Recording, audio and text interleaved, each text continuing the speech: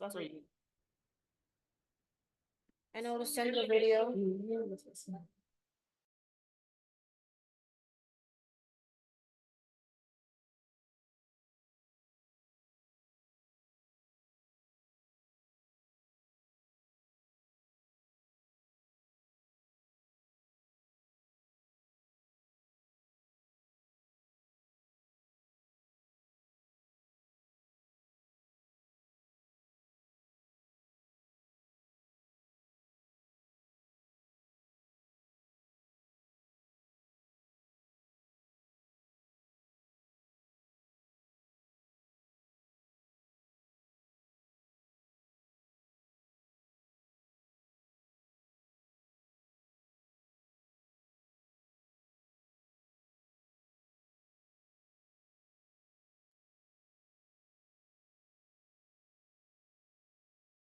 Okay. So, hi, my name is Fumito, and this is my presentation on treaty rights concerning the Indigenous peoples of Canada, with a focus on Treaty 9 and its legal misconceptions, which were used to trick Indigenous communities. Throughout this presentation, I will discuss the James Bay Treaty, how the Canadian government disrespected it, how the treaty's changes affected Indigenous communities, and finally, one of the lawsuits enacted by Indigenous communities in response to Treaty 9. So first we have the James Bay Treaty, aka Treaty Number 9. Before I begin, I would like to mention this quote from the documentary Trick or Treaty. This quote says that treaties were made for peacefulness and mutual respect. I chose this quote because it really highlights the immense situation that Indigenous communities are currently in. The situation in question being the changes that were made to the James Bay Treaty. So first, what exactly is the James Bay Treaty? The James Bay Treaty, also known as Treaty Number 9, was signed around 1905 to 1906. It is an agreement between Indigenous nations such as Ojibwe, Cree, and Algonquin and the British Crown. The treaty illustrates the nation-to-nation relationship between these two groups of people. And the purpose of the James Bay Treaty was to buy and use Indigenous lands and resources to make way for white settlement and resource development. The treaty contained conditions of cash payments, the creation of reserves in education, hunting, fishing, and trapping rights. According to the original treaty, the purpose was to open the Northern Ontario lands for settlement, immigration, trade, travel, mining, lumbering, and other such purposes. The treaty also stated that Indigenous nations were to, and I quote, cede, release, surrender, and yield up the rights, titles, and privileges to land and resources within the limits of the treaty.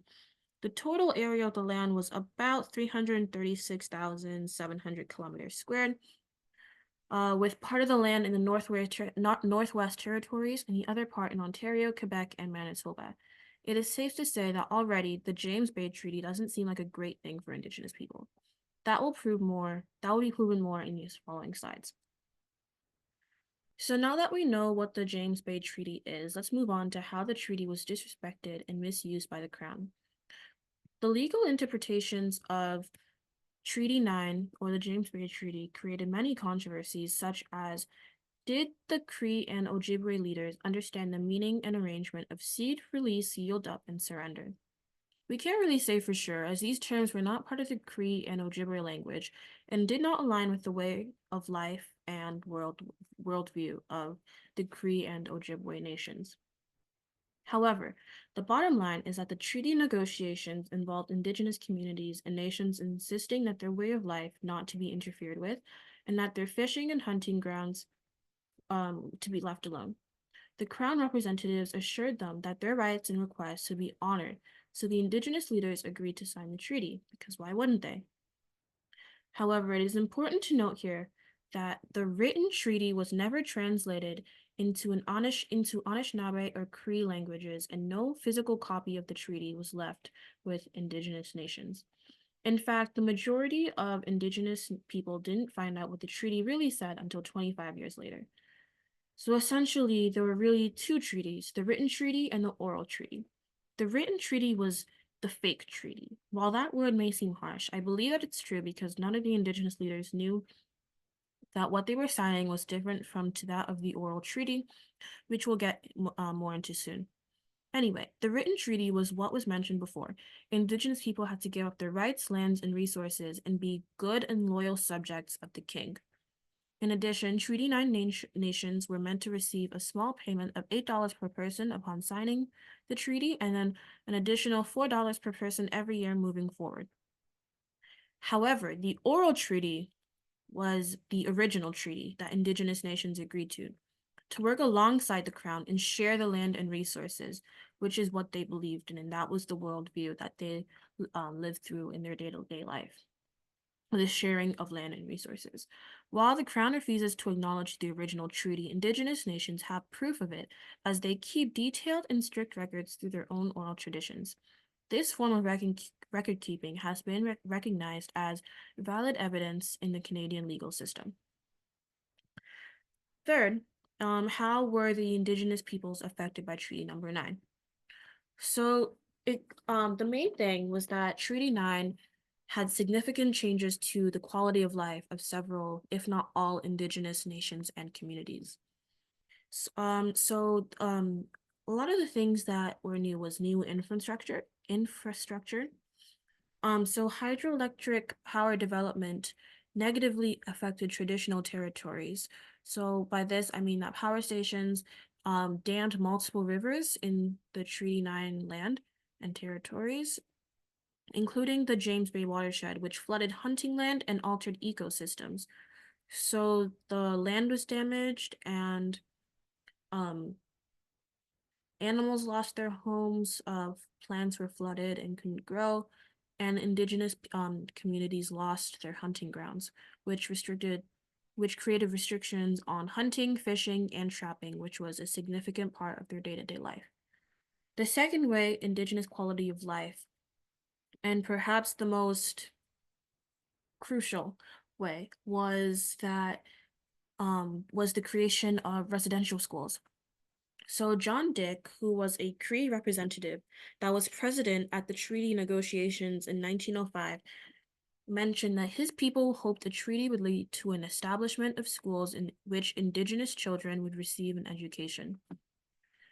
Unfortunately, what the education that indigenous children received were at residential schools, which, as many Canadians know from grades 1 and upward, residential schools were really a prison where indigenous children were taken away from their families and had to go to a school where they were assimilated into a culture and way of life that was not their own. And that is very obviously not what John Dick was talking about when he said that he hoped indigenous children would receive an education. So the government would provide education facilities, equipment, and funds to pay teachers as may seem advisable to His Majesty's Government of Canada.